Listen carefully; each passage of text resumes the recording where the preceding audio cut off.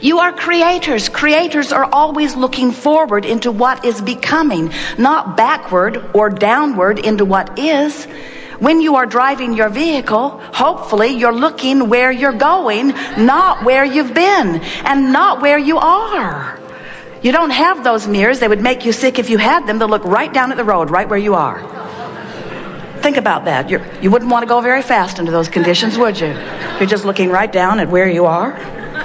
You want to look forward to where you're going, and we want you to understand that as you become forward-looking, and by forward-looking we mean as you become one who looks in the direction not only of that which you want, but hear this, looks in the direction of that which the larger part of you has already become. Do you hear that? Can you hear the importance of your step one part of this process? Contrast causes you to ask and source the inner being that is you, the God within you, the all that isness, collects the data of the best of life. Now we want to ask you a question.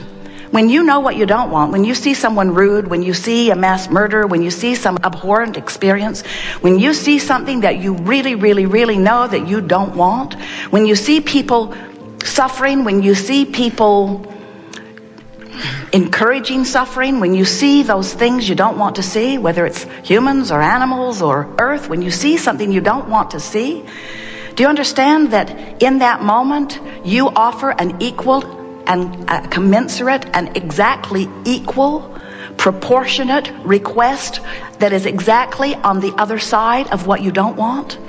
In other words, when you're really sick, you really ask for wellness. If you're sort of sick, you sort of ask for wellness.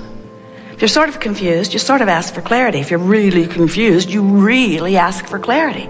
In other words, your request is always proportionate to what you are allowing yourself to live. And for that reason, in this time of greatest diversity, which is a good thing, not a bad thing, as you are mixing it up with one another, you are asking massively. And as you don't allow yourself as individuals to go in the direction of what you're asking for, it just causes you to ask harder and stronger and more often.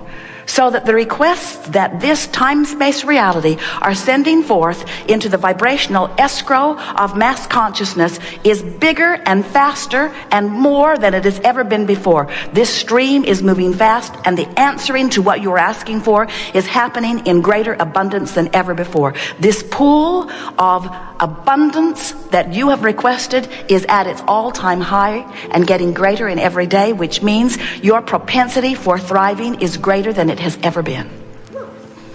Your propensity for suffering is greater than it has ever been also, because it's always equal. In other words, when who you have become is more and you don't let yourself become it, you don't feel so good.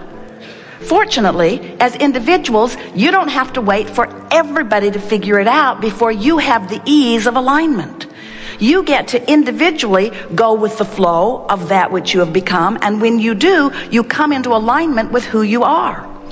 So step one is you ask. Step two is source answers. Step three is you got to find some way somehow to become a vibrational match to what you've been asking for. Otherwise, you don't get what you've been asking for, but that's not the worst part of it. It's not that you just don't get what you want. It's that you don't be who you are. That's the thing that makes you feel negative emotion. You don't feel negative emotion because you're depriving yourself, and you are depriving yourself because nobody else could ever deprive you of anything. But you don't feel negative emotion because you have deprived yourself of the lover you want, or of the car you want, of the resources you want. You are feeling negative emotion because you are depriving yourself of the state of being that you are. You are secure, and when you feel insecure, there's some depriving going on, and it's not us, it's you doing it. When you are angry, you are depriving yourself because who you really are is one who loves. When you do not have enough of something wanted, it is you who is depriving yourself. But what you are wanting is alignment more than the stuff you think you want. Now, we want you to want all that stuff. We want you because you're out here in the leading edge. Someone said yesterday, well, not so sure that this stuff I want is really as spiritual as I want to be. And we say, this stuff out here on the leading edge is the extension of what spirit is. There is nothing that is not spiritual about your materialism, because you are the extension of source energy. But there is a physical aspect of you that is out of sync with the spirit that is you. Just as there are physical aspects of you that are in sync with the spirit that is you. So it is not materialism that is tripping you up. It is having asked for that which Source has endorsed and become, and then holding yourself in vibrational opposition to it that makes you begin to write books about the inappropriateness of wanting material things. There isn't anything that you want that is material that you want for any other reason than that you believe you would feel better in the having of it. So this is just our way, and we are thrilled at the aha moment you just had. This is just our way of reminding you that often you are looking for love in all the wrong places.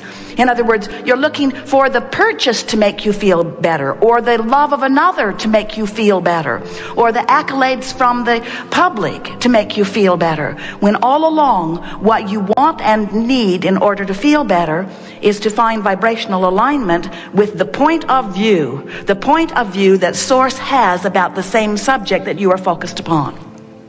That's what you're looking for. You want to see the world through the eyes of the expanded Source. Now hear this, the expanded Source who has just newly expanded because of you.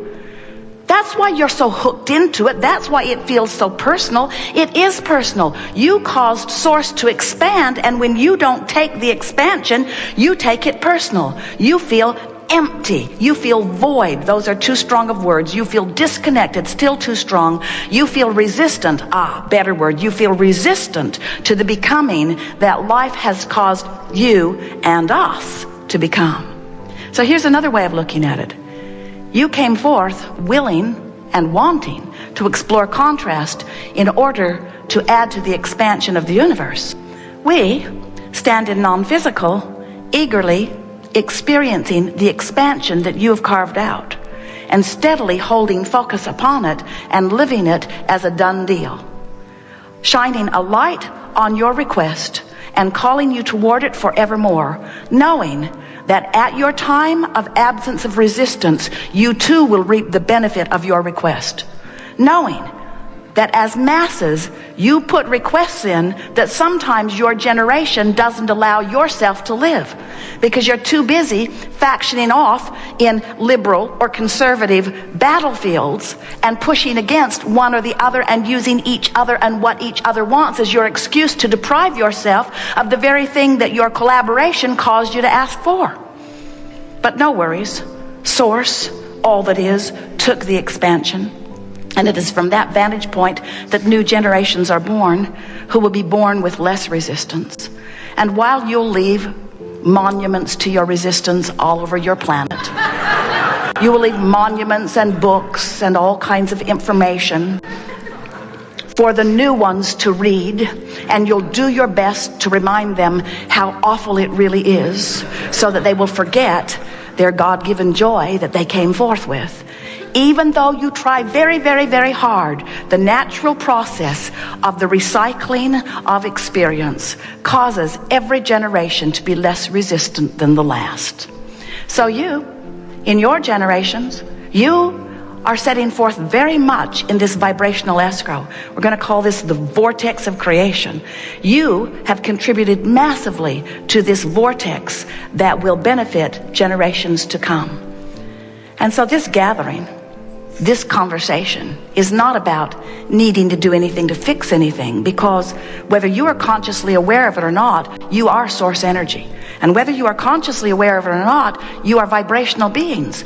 And whether you are consciously aware of it or not, while you are here in your physical bodies, you are simultaneously source energy. Bigger, more of you, source energy than physically focused. And whether you are aware of it or not, the contrast that you live causes you to expand the universe. And whether you are aware of it or not, the larger part of you takes the expansion and holds it steady and revels in the good work that you have done. And whether you know it or not, well-being abounds and always will. So this workshop is not about fixing any of that, because that's all percolating along just fine in your awareness or ignorance of it. What this gathering is about is that we don't think you should have to croak and be part of the next generation before you reap the benefit of what you have asked for. We think that you should be able to ask and receive now. We think that you should get to be the creator that you came forth to be, that life should inspire you to the new idea, and that with very little struggle, you should then be able to quite effectively then turn your attention toward the new idea and no longer justify by beating the drum of why you are asking for the new idea. Just ask, and it is given, and let it be. And we are confident that as you ask and launch a rocket of desire that you are in the beginning not a vibrational match to, that with a little bit of effort, far less than it takes you to learn a computer program, with a little bit of effort, you can turn your attention toward this new desire that you have carved out of your life experience. And as you do that, as you turn your attention toward it and familiarize yourself with the feeling of the success of that request, and let that vibration of this satisfied request be your dominant chronic offering, that it then in very short order must manifest. Because when you remove the resistance from this vibrational equation, when you remove the contradictory vibration to the desires that you have fostered, those desires have to manifest in full form for you and all to see. But then we know that even though you have manifested your desire, you now, oh, and it is such a good thing, stand in a whole new place, a whole new platform with a whole new set of contrasting experiences, which are going to cause you again to know more specifically, more clearly what you don't want, which is going to cause you to ask for what you do want. And we know that you have the ability, now you've asked with clarity, to turn and give your undivided attention to what you are now asking for, no longer beating the drum of your validation or justification or excuse for asking. You see, you don't need any validation. When you ask, it is given. Now some say, Abraham, what about those guys that I'm pretty sure are going to ask for bad things? If they ask for bad things, will it end up in the vibrational escrow? Will it go to this vortex? And we say, first of all, you got to stop killing each other over who gets to decide what the good things are. In other words, you have a great amount of diversity in what you are asking for. And the assumption that you're the only one that is right is really an erroneous and not good for you assumption. But let's say that most everybody agrees that this one particular really extra special effects heinous act is really not something wanted. And let's say this person is smiling while he's doing it. And people say, look at him, he likes doing that. He likes dropping those bombs on those villages, or he likes taking his gun into that business office and gunning everyone down. And we say, no one ever in a state of alignment offers anything like that. When you have brought yourself into this vortex of creation that is the culmination of who you are, and when you align to it from inside that vortex where only love and well-being abound, you are not in that guarded, resistant, protective modality that makes you then erroneously believe the impossible thing that you can push away what you don't want and make it go away. This universe is a universe that is based upon attraction. Law of attraction is the manager of all of these vibrational frequencies. There is no exclusion in this universe.